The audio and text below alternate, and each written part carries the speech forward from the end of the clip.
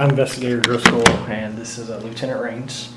We're with the Investigations Unit at the Sheriff's Office. We're here, and you're Tiana Davis, correct? Nurse? Okay.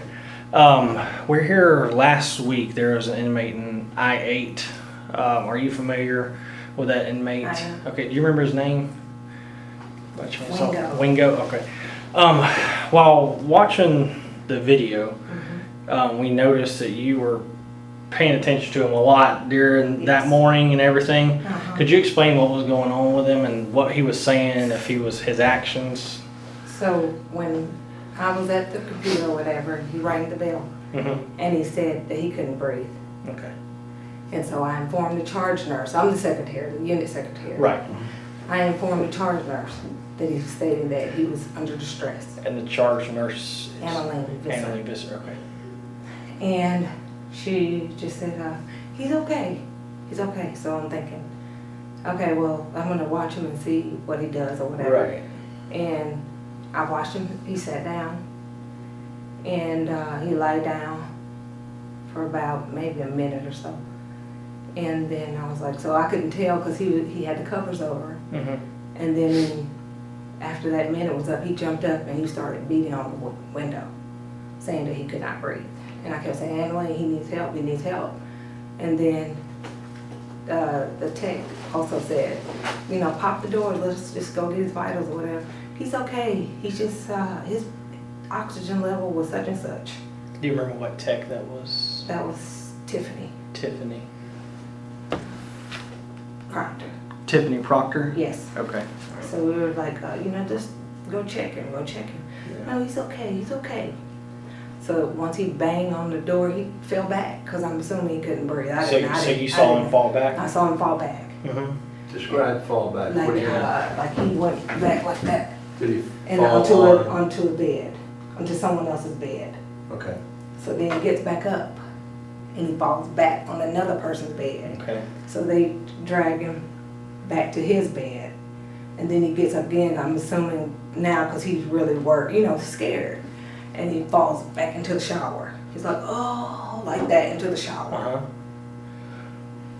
So then after that, Emmeline called for Sergeant Gordon to come and pick him up to take him someplace else. Yeah. And then he came, when he did come and got him out, he fell again and he was stating that he couldn't breathe.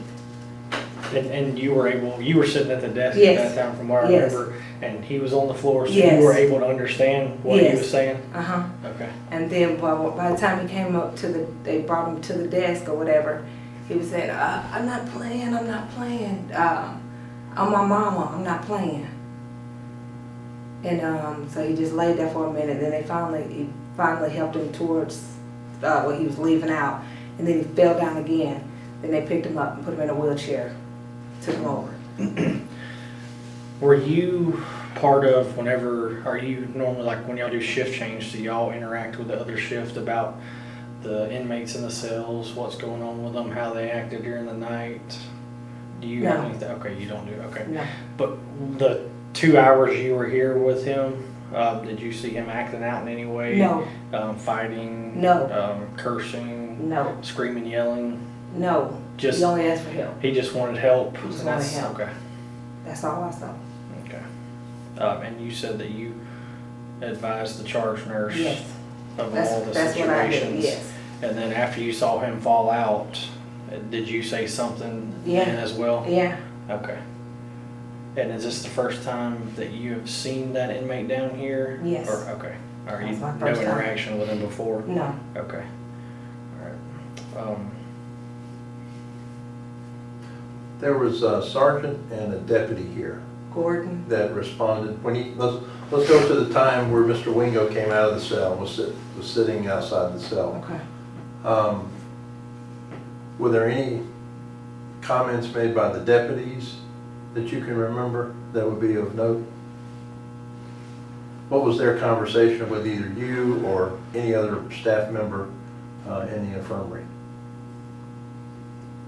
No, I don't remember it. Now, as far as Sergeant Gordon, I know when he came down to pick him up, he asked Emmeline, "What do you want me to do with him?"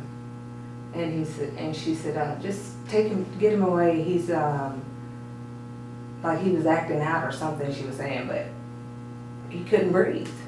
Okay. Right. And you said you never saw him acting out? No. Okay.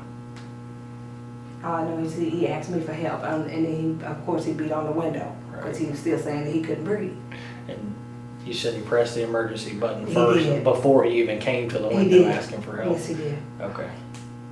And that's, you said you told Nurse Visser 2 times? Several times. Several times? Mhm.